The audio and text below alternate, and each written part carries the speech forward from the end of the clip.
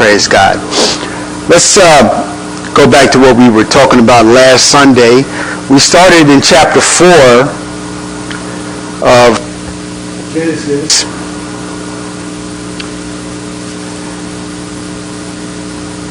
And we know that chapter 4, right at the end of chapter 3, it talked about the original sin and about how the original sin affected the whole earth. Now, what I want to tell you before we go into chapter 4 is that a period of time passed before the first verse in chapter 4. I have here up on the screen this is a passage from the Jubilees, and I talked to you about the book of Jubilees. The book of Jubilees is what they call an extra biblical book. Now, the church fathers in the beginning, when they were putting the Bible together, did not include the book of Jubilees in the 39 books, or actually what they call the canon of the Bible. But what I can tell you is that the book of Jubilees chronicles the experiences of the first family, and it was found amongst the Dead Sea Scrolls. Now, here in this passage here, it talked about how there was a passage of time from the time that the original sin occurred and that Eve became pregnant with Cain. And it says here in verse 34, it says, Adam called the name of his wife Eve because she was to become the mother of all living. Adam was prophetically saying that Eve was going to be the mother of all living.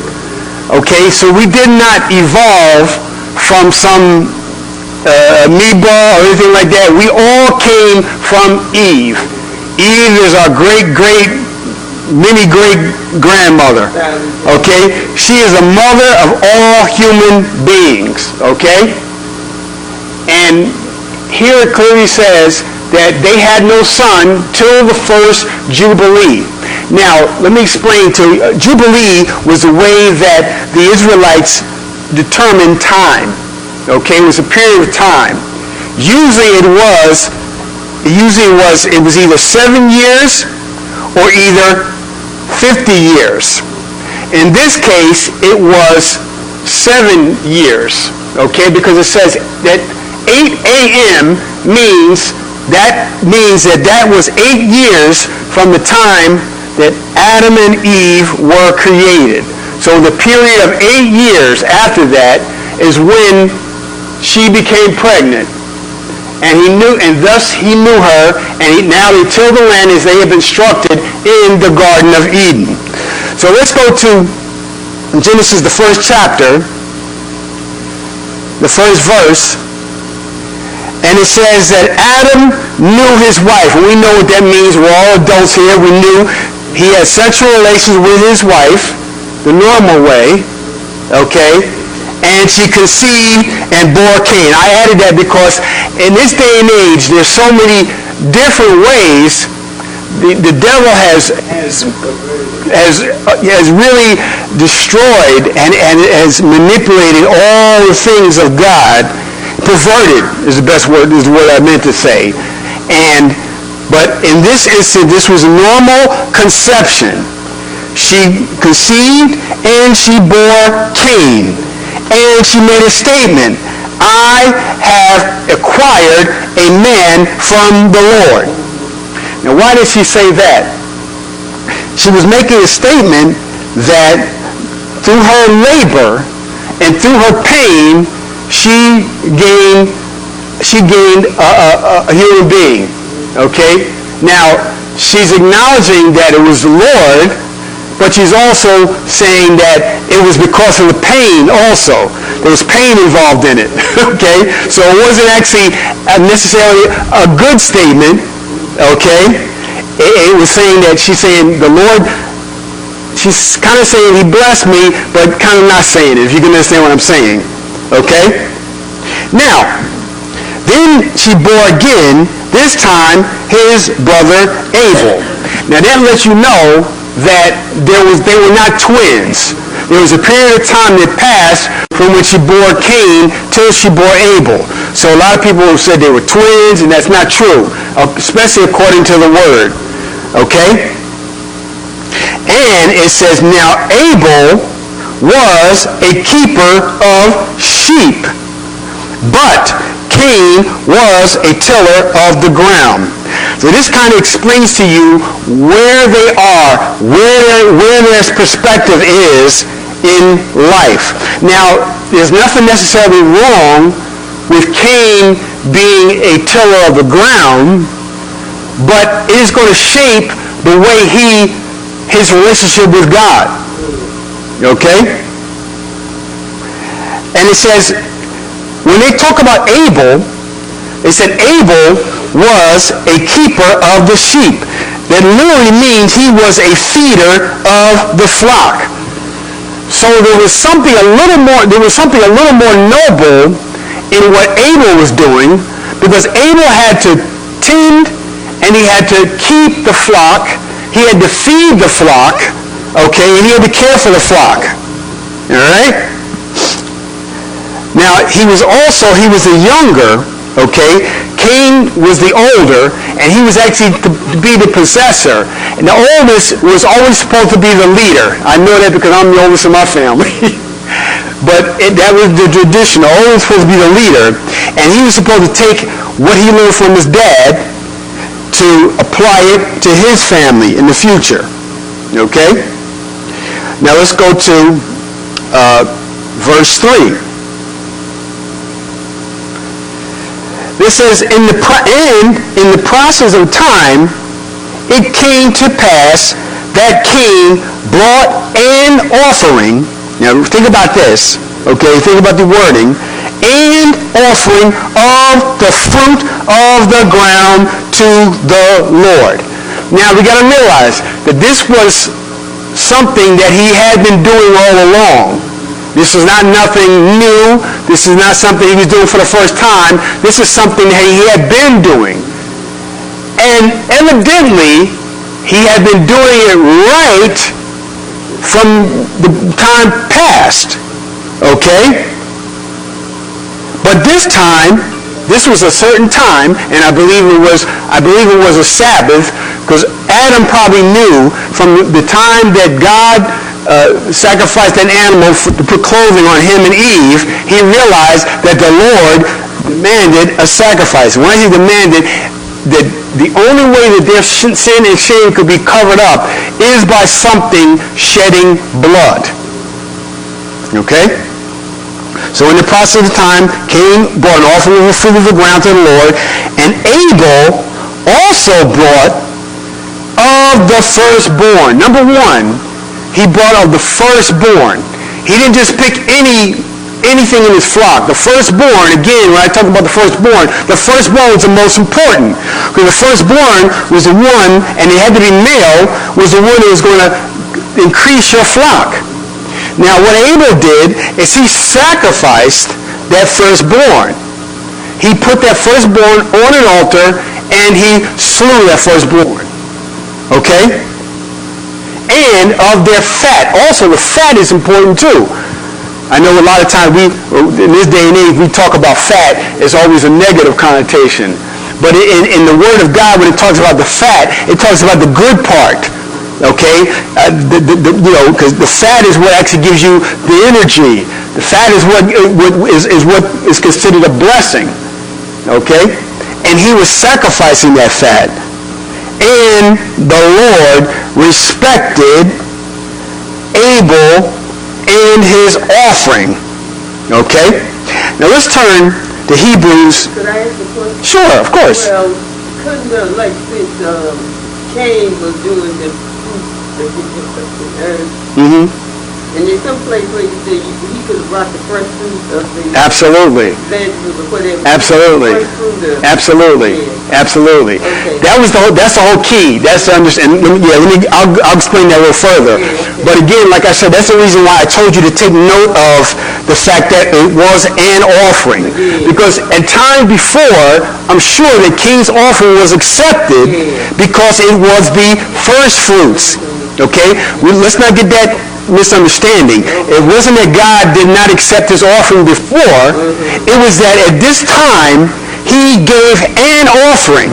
But it specifically says here that Abel brought the firstborn of his flock, okay, and of their fat. And let me say something too. Abel gave something that could not be replaced.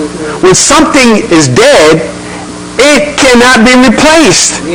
Okay? So God knew that. And God, when God did that in order to clothe Adam, Adam saw that of all the beasts, none of the beasts had to die. Think about that now, okay? I spoke of this before. No beast had to kill another beast to live, okay? All the beasts live in harmony. Now you know in Isaiah it talks about when the lion is going to lay down with the lamb.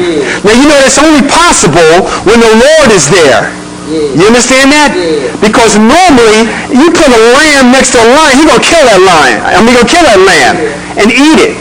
Okay? That's his way to live. Go ahead. You got something to say? Okay. Now, it says, and in the process of time. In the process of time. That's right. That's right. That's right. That's right. Exactly. So, again, let's turn to Hebrew 11, verse 4. And we can get a little bit of understanding from this.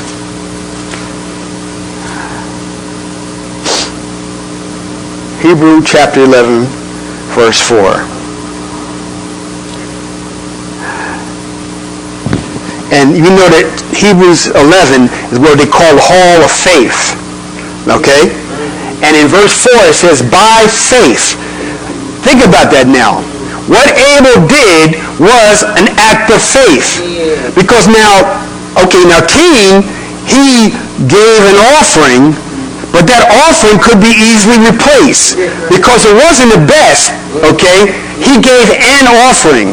Okay? He didn't give his best, which you could have eaten, or could whatever, okay? He gave an offering. But Abel was it by faith, because there was nothing Abel could do to replace that sheep that he sacrificed. Okay?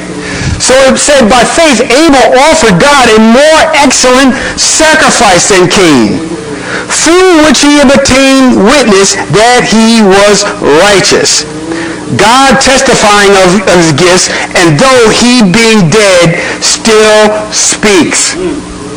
Think about that. Okay? All right. So let's go back to Genesis. Let's go back to Genesis 4th chapter.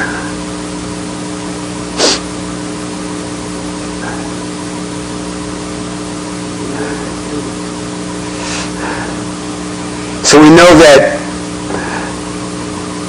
the Lord respected Abel and his offering, but he did not respect Cain and his offering. And Cain was very angry, and his countenance fell.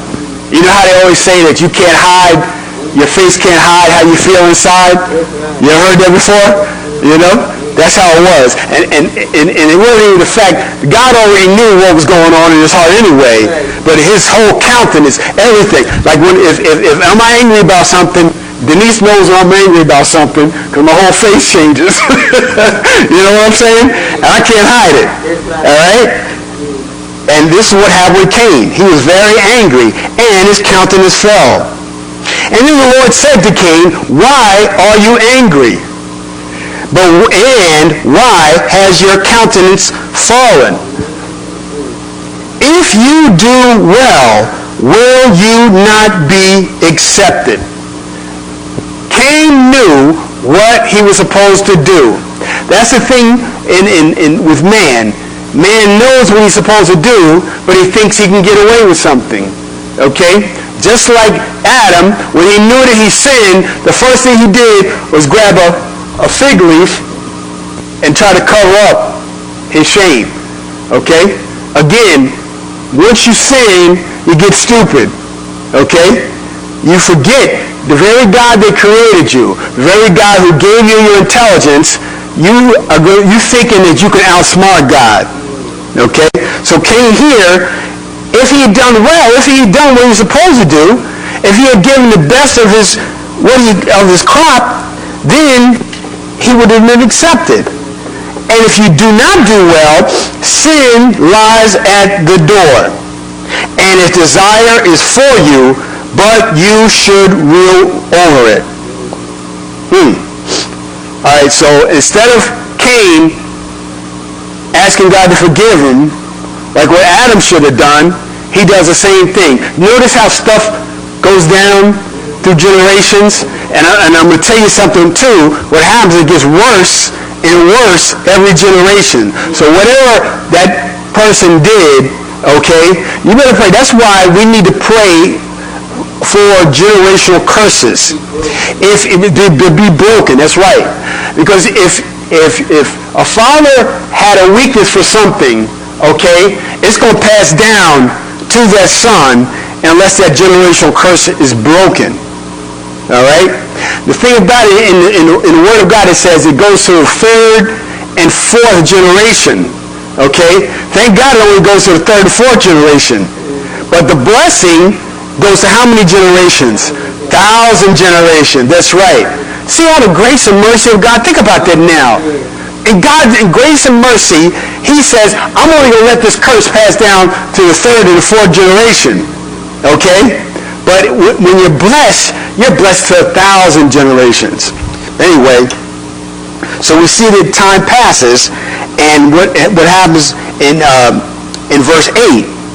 Now Cain talked with his brother, and it came to pass when they were in the field that Cain rose up against his brother and killed him. We see that Cain, instead of repenting and doing the right thing that God said to him, he went and talked with his brother Abel, and he rose up against him and he killed him out of jealousy. Now Abel didn't do anything to his brother. He didn't do anything. What he did the right thing, in which he gave the right sacrifice. Okay? And because of that, the jealousy. And God told him, if you did the right thing, you would have been blessed. But you did the wrong thing, sin. Okay? So when you don't repent, it's like I said, it's like that snowball. Remember I told you about the snowball rolling down the hill? It picks up more and more snow. And eventually it destroys everything in its path. And that's where the murdering spirit came in. Okay? So Cain rose against his brother and he killed him. And then the Lord said to Cain, where is Abel your brother? God knew where he was. Okay, just like Adam. Okay? He wanted Cain. So you know one thing, you know what? Every person that dies, when they stand before God, they're going to see the time when somebody came into their life and told them about Jesus. No one, and I mean no one, from the remote part of the world, okay, to no one is going to be able to stand before God and be able to say, I never heard about you. They can't use an excuse. You know how when these politicians, they say something now, and they go back and they show a tape of what they did 20 or 30 years ago, and they can't say nothing. The evidence is there. You know what I'm saying? Evidence is there. You know, one minute they stand for something, and the next minute when they run for office, they stand for something else. You know what I'm saying? But that's how it is going to be. It's going to be a divine videotape machine in heaven when you're standing before the Lord. And actually, when the saints are judged too, it's going to be the same thing. Okay? Because we get rewards in heaven. Okay? So yeah, we got to be, the Bible says you got to be accountable for every idle word.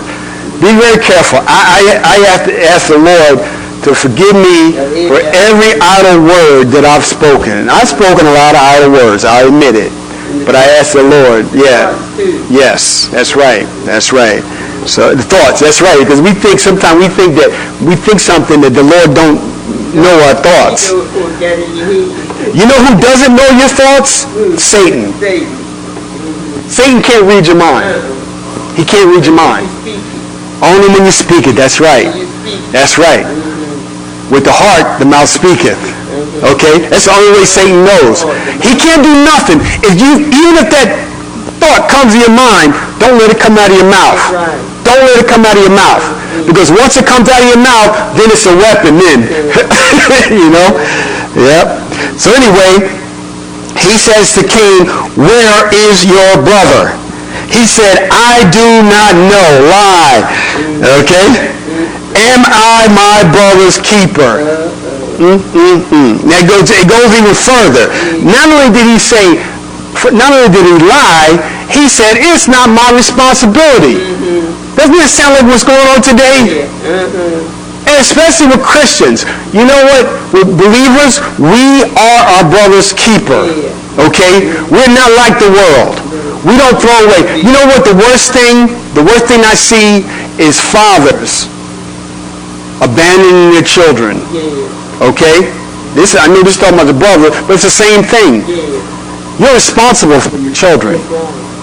For their life. You understand what I'm saying? You're responsible. So anyway, he said, what have you done? Again, he's looking for Cain to repent. He's looking for Cain to repent. He said, the voice of your brother's blood cries out to me from the ground. The blood was spilled. When unjust blood is spilled, that blood cries. That blood goes up to God. You got to realize something. The Lord sees everything that's going on. And I'm going to say something too. With this abortion situation, the Lord sees.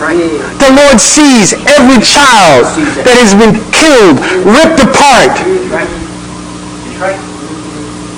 I pray for those women that have done that. Yes. I pray for those women. I don't condemn. They're already condemned. I pray that they will reach out for forgiveness.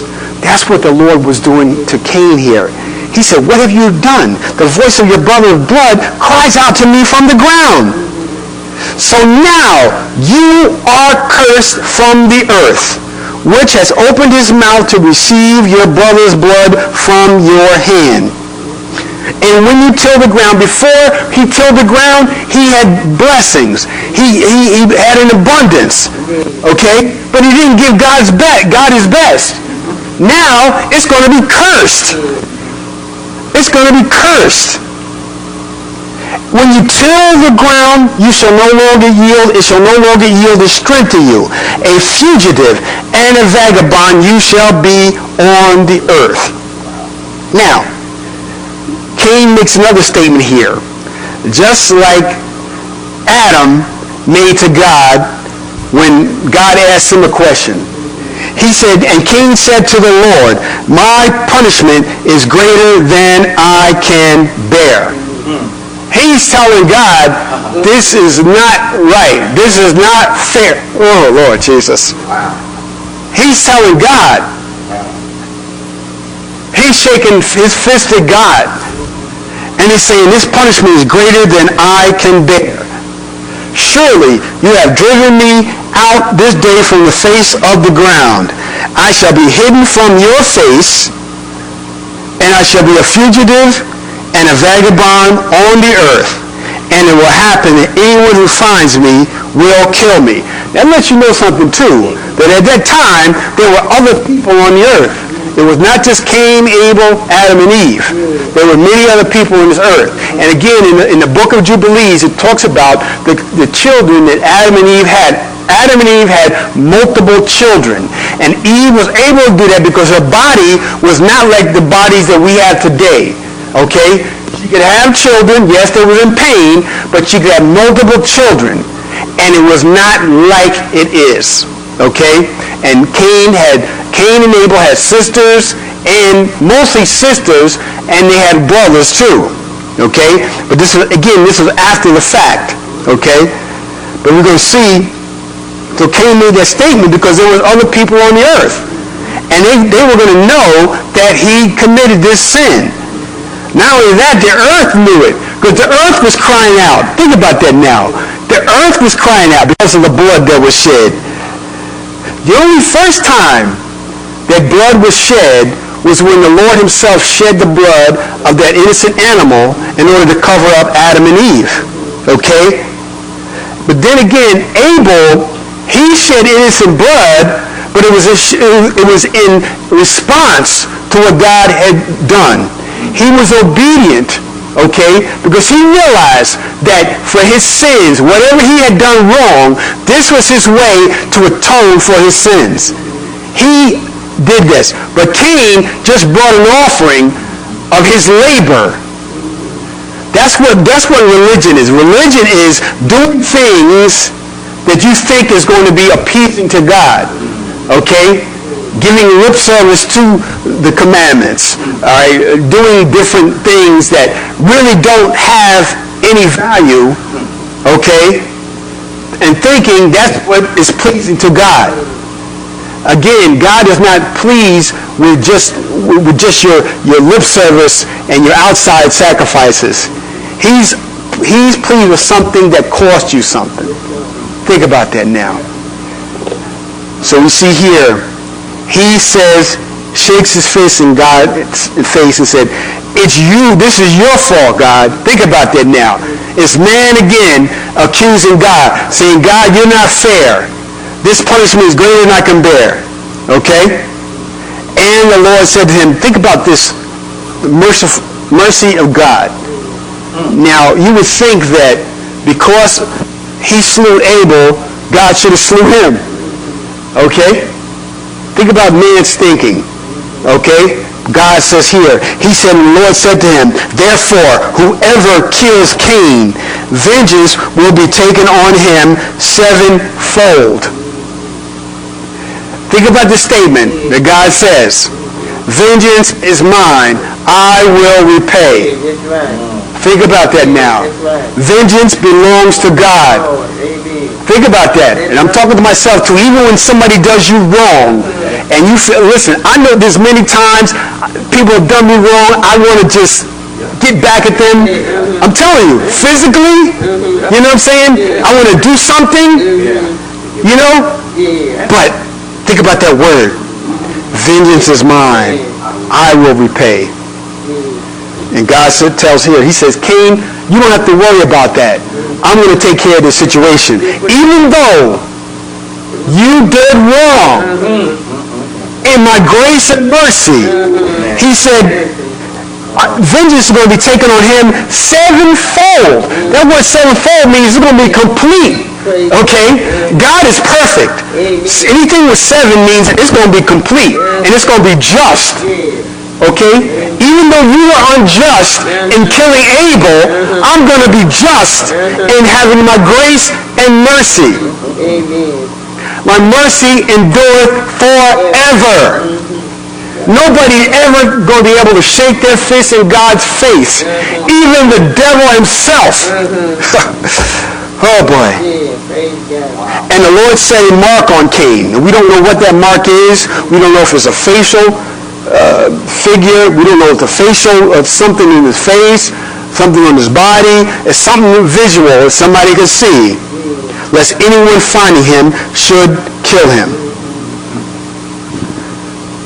And again, in verse 16, then Cain went out from the presence of the Lord and dwelt in the land of Nod. That word Nod means wandering. He became a wanderer. Anytime you're a wanderer, that's not of God.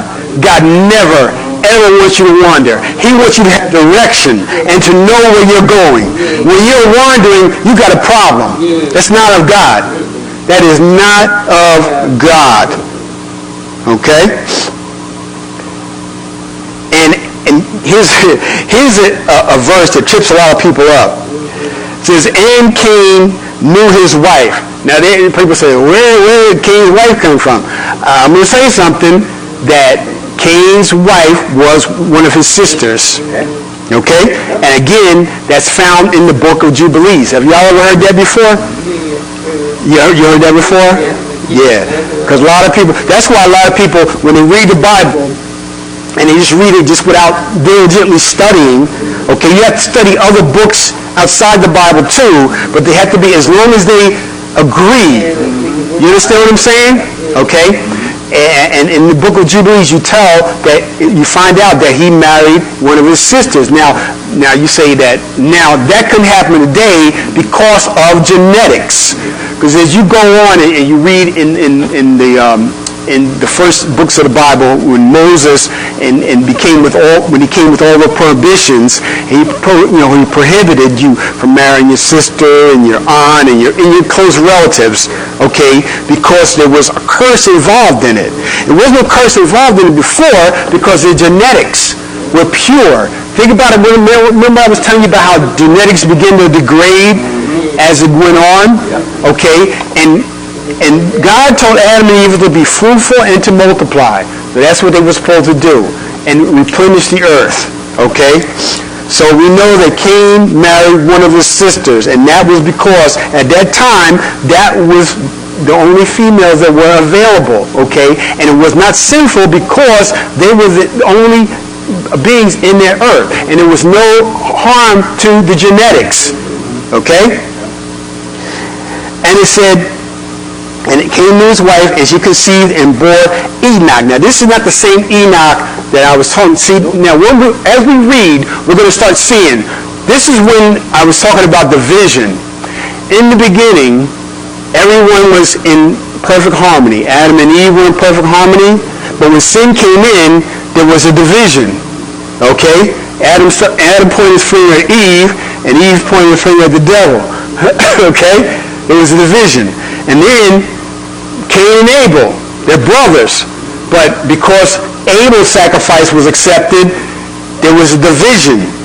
Okay? We're going to see out through patterns throughout the Word that there's going to be divisions. Okay?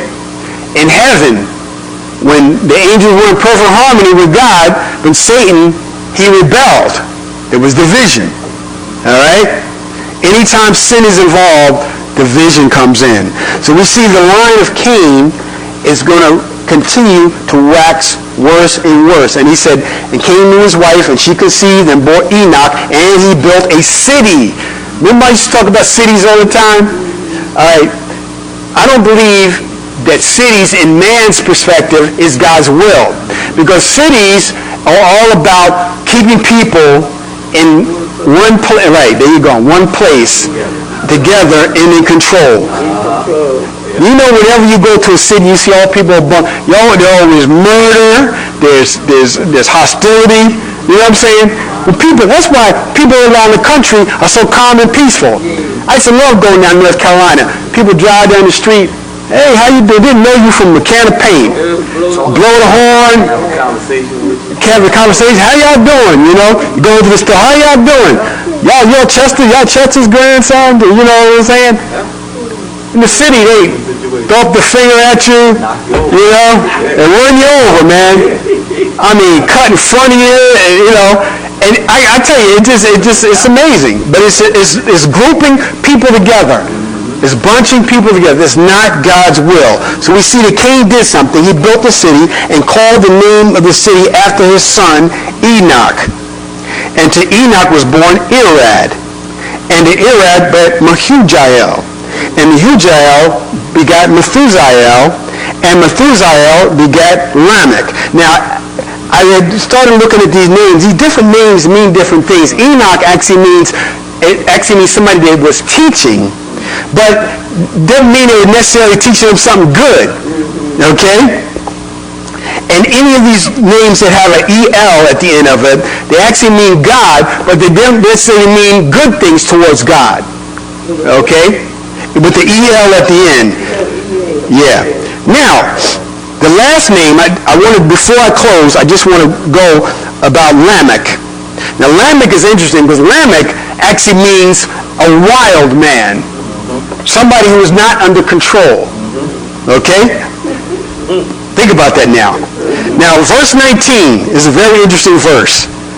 Then Lamech took for himself 2 wives. One wife wasn't good enough for him.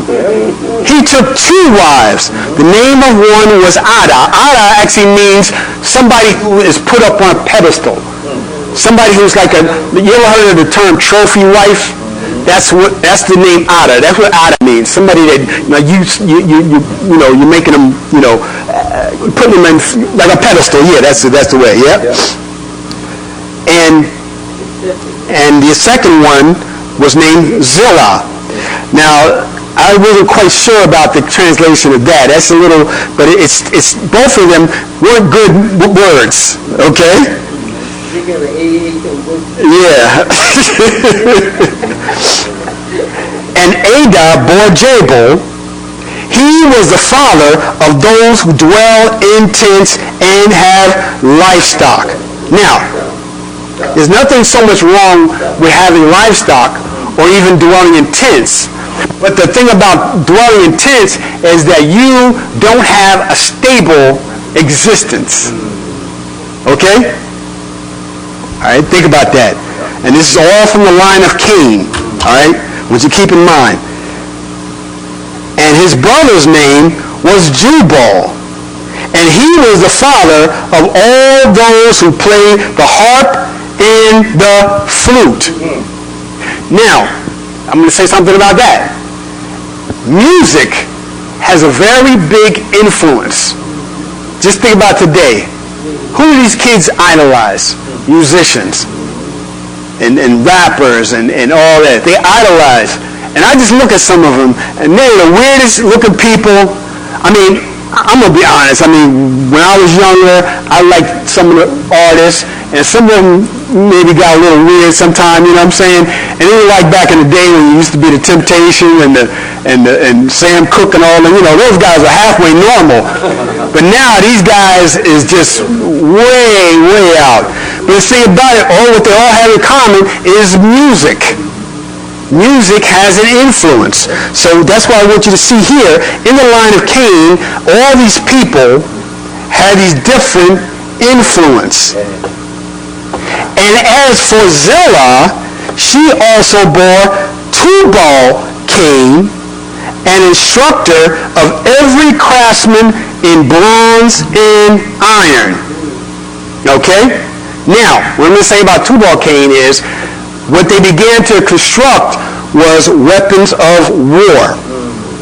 And as we go along, I'm going to have you understand that these men were influenced by higher beings. Okay? I want you to keep an open mind and understand that. They had intelligence, but there was influence on that intelligence. Okay? Just like all the stuff that they design today. Some of it is good, but a lot of it is bad. Just like the internet. The internet is good, you could pay bills, you could do things, but you know what? There's people on there that are stealing people's identity. Okay? You all right? And there's influences behind all that. And the sister of Tubal Cain was Naamah. Now the reason why her name is important, because she's actually the wife of Noah. Okay? Now where you find that at? In the book of Jubilees. Okay? Now that's what I just want you to understand about genetics. Now there's always, in genetics, there's always 2 things you have to consider. You got to realize that the seed of the man and also the egg of the woman, what they call the seed of the woman. All right? So both of those have a part to play in a child. And I'm going to finish this up and talk about Lamech, and this declaration that Lamech said. And Lamech said to his wives, Ada and Zillah, hear my voice. Wives of Lamech, listen to my speech. For I have killed a man. He's bragging about this. For I have killed a man for wounding me, even a young man for hurting me. If Cain shall be avenged 7-fold, then Lamech 77-fold. Isn't that the devil shaking his fist at God? Think about that. And this is a man saying this. Okay? And he's in the line of Cain. So think about that. Right, the murder, there you go. That's it. Bingo. And I'm going to, there you go. That's the whole thing. It's a generational curse. And I'm going to finish it up, the last verse. He says, and Adam knew his wife again, 25. And she bore a son and named him Seth. For God has appointed another seed for me instead of Abel. This is a good thing that Eve said. Whom Cain killed. And as for Seth, to him was also a son was born, and he named his name Enosh. Then man began to call on the name of the Lord.